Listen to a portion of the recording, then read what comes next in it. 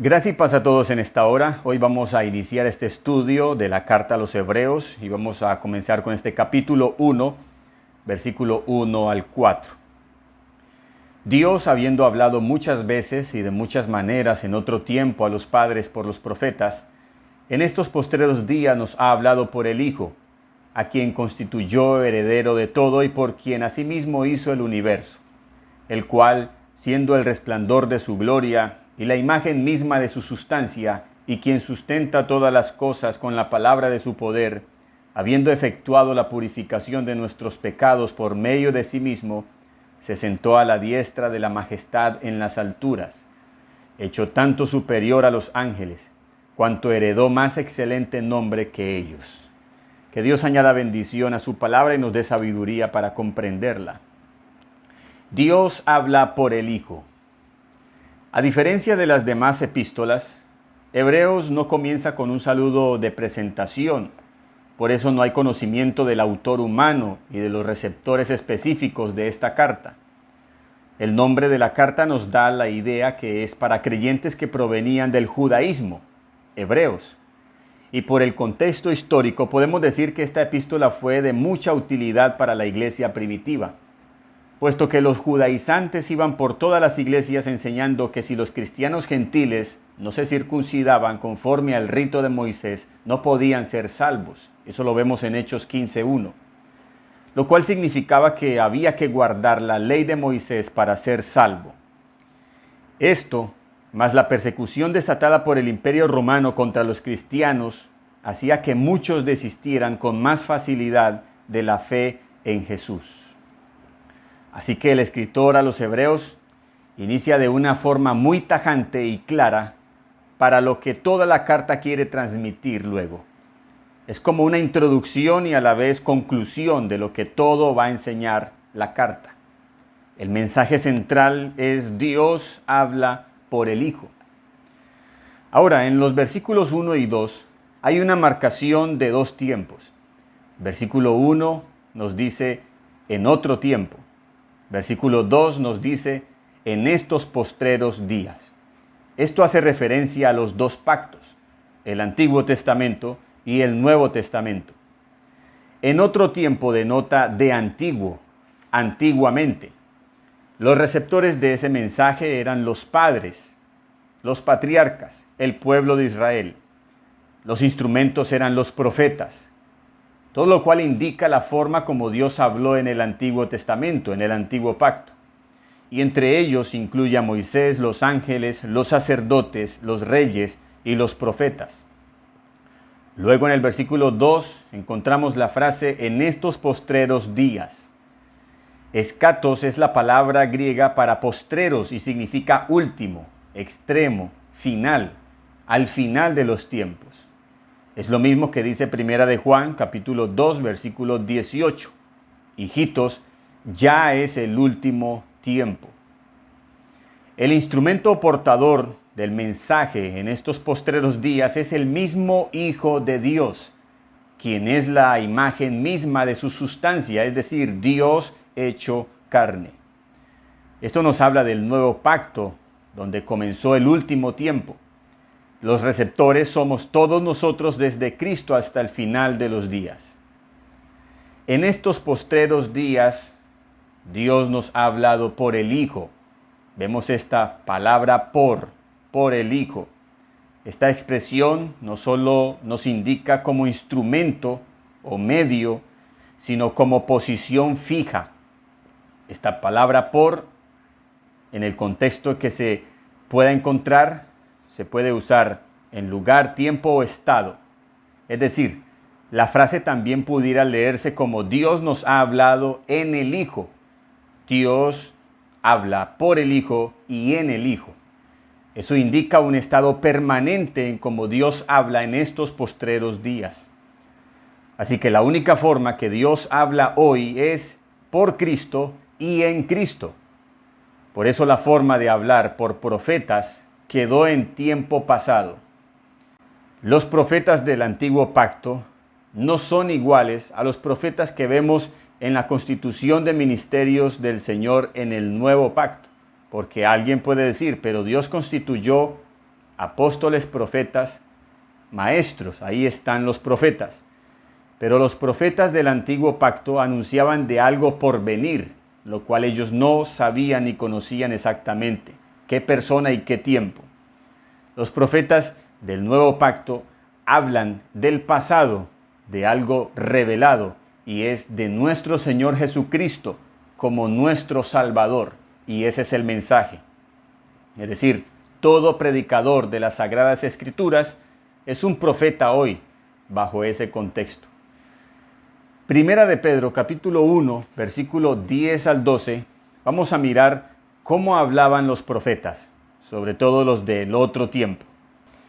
Los profetas que profetizaron de la gracia destinada a vosotros, inquirieron y diligentemente indagaron acerca de esta salvación, escudriñando qué persona y qué tiempo indicaba el Espíritu de Cristo que estaba en ellos, el cual anunciaba de antemano los sufrimientos de Cristo y las glorias que vendrían tras ellos. A estos se les reveló que no para sí mismos, sino para nosotros, administraban las cosas que ahora os son anunciadas por los que os han predicado el Evangelio por el Espíritu Santo enviado del cielo, cosas en las cuales anhelan mirar los ángeles. Los profetas hablaban de esta forma. Por lo tanto, ellos inquirieron, buscaron, investigaron, procuraron sobre un mensaje que Dios les daba, pero que no les era revelado. Ellos indagaban, escudriñaban, es decir, escarbaban y escarbaban como el oso hormiguero para escudriñar y saber qué persona y qué tiempo, pero eso nunca les fue revelado a ellos. Por eso nuestro Señor Jesucristo dijo, y lo vemos en Mateo capítulo 13, versículos 16 al 17. Pero bienaventurados vuestros ojos porque ven y vuestros oídos porque oyen. Porque de cierto os digo que muchos profetas y justos desearon ver lo que veis y no lo vieron, y oír lo que oís y no lo oyeron. Es así como Hebreos 1:1 dice que Dios habló muchas veces y de muchas maneras por los profetas. Así que los profetas hablaban del Cristo pero no revelado. Es decir, ellos en el mensaje de Dios que daban iba Cristo incorporado. Era el mismo Cristo el mensaje, pero de forma subliminal. Ellos no entendían, no comprendían y por eso indagaban, investigaban sobre qué persona y qué tiempo era. Luego, Dios ya no quiso hablar así, sino directamente, y esto por su Hijo. Es lo que dice Juan capítulo 1, versículo 1 y versículo 14, donde dice, en el principio era el verbo, es decir, el mensaje, el logos, la palabra. En el principio era el mensaje, y el mensaje era con Dios, y el mensaje, el verbo, era Dios. El versículo 14 dice, y aquel verbo o aquel mensaje fue hecho carne y habitó entre nosotros. El mensaje mismo que los profetas proclamaban se hizo carne y nos habló por sí mismo. Ahora, dentro de la forma como Dios habló en otro tiempo, estaban incluidos los ángeles. Pedro incluso dijo cosas que anhelan mirar los ángeles. Ellos hicieron parte de cómo Dios hablaba en otro tiempo. Algunos falsos maestros enseñaban que solo era posible comunicarse con Dios por medio de ángeles. Así que en lugar de adorar a Dios directamente, ellos reverenciaban a los ángeles. De Jesús enseñaban que Él era el ángel mayor o el ángel de mayor rango. Por eso vamos a ver que desde el versículo 2 en adelante, el escritor a los Hebreos va a describir quién es el Hijo, para aclarar que no es un ángel, ni el ángel de mayor rango, sino que es alguien superior a los ángeles. El versículo 2 dice, en estos postreros días nos ha hablado por el Hijo, a quien constituyó heredero de todo. Mateo 28:18, Cristo dijo, toda potestad me ha sido dada en el cielo y en la tierra. Cristo fue hecho heredero de todo. Continúa diciendo, y por quien asimismo hizo el universo. Juan 1:3 nos dice que por Él fueron hechas todas las cosas. por el verbo, por el mensaje. Dios decía y todo se hacía. Por aquel mensaje que Dios daba, se hicieron todas las cosas por medio de Cristo. El versículo 3 nos dice que Él es el resplandor de su gloria y la imagen misma de su sustancia. Es decir, no es un ángel. No era alguien parecido o similar a un ángel, sino que Él es el resplandor de la misma gloria de Dios y la imagen misma de la sustancia de Dios. Juan capítulo 1, versículo 14 dice que aquel verbo, aquel mensaje fue hecho carne y vimos su gloria, gloria como del unigénito del Padre, lleno de gracia y de verdad. Y el versículo 18 dice, a Dios nadie le vio jamás. El unigénito Hijo que está en el seno del Padre, Él le ha dado a conocer. Él es quien purificó nuestros pecados por medio de sí mismo. Y esta frase hace referencia a todo el sistema de Moisés en el orden de sacrificios. Y eso significa que Jesús es el Cordero de Dios que quita el pecado del mundo. Que Jesús, en cumplimiento a la ley, quita el pecado de todos nosotros. Jesucristo fue sometido totalmente a la ley mosaica, puesto que Cristo es el mismo cumplimiento de la ley y los profetas. Y termina diciendo que se sentó a la diestra de la majestad en las alturas, lo cual significa que Jesús no solamente fue el Cordero del sacrificio, sino también el gran sumo sacerdote que ofreció el sacrificio. Él mismo se ofreció voluntariamente su cuerpo en la cruz. Y dice la palabra, y se sentó, lo cual significa que terminó definitiva y eficazmente su labor para siempre, porque fue hecho un solo sacrificio, una vez y para siempre. Los sacerdotes del antiguo pacto, de otro tiempo, ofrecían sacrificios y no se sentaban. Y eso indicaba que la labor todavía no había terminado, porque esos sacrificios no quitaban el pecado del pueblo. En el templo tampoco habían asientos. Pero en este oficio de Cristo como gran sumo sacerdote se ofreció a sí mismo, murió, fue crucificado, sacrificado, resucitó de entre los muertos y se sentó y dijo, consumado es. Y ya finalmente el versículo 4, el escritor a los Hebreos aclara diciendo, el Hijo fue hecho tanto superior a los ángeles, cuanto heredó más excelente nombre que ellos. Con esto quiere decir que Jesús no es un ángel mayor, sino superior a ellos. Heredó más excelente nombre que ellos, es decir, el nombre de Hijo de Dios. Y todo esto que el escritor a los Hebreos va a decir y está diciendo es firme. Y él apela a lo que los judíos cristianos creían en cuanto a lo dicho en otro tiempo por medio de ángeles, cuando dice en el versículo 1 y 2 del capítulo 2. Por tanto, es necesario que con más diligencia atendamos a las cosas que hemos oído, no sea que nos deslicemos, porque si la palabra dicha por medio de ángeles, y esto está haciendo referencia al otro tiempo, fue firme,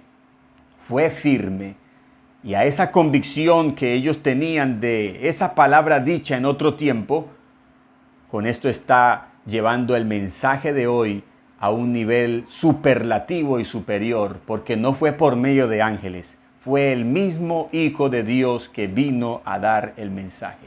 El mensaje era el mismo. Para finalizar, quiero hacerlo con algo reflexivo. En otro tiempo, dice el versículo 1, Dios habló muchas veces y de muchas maneras.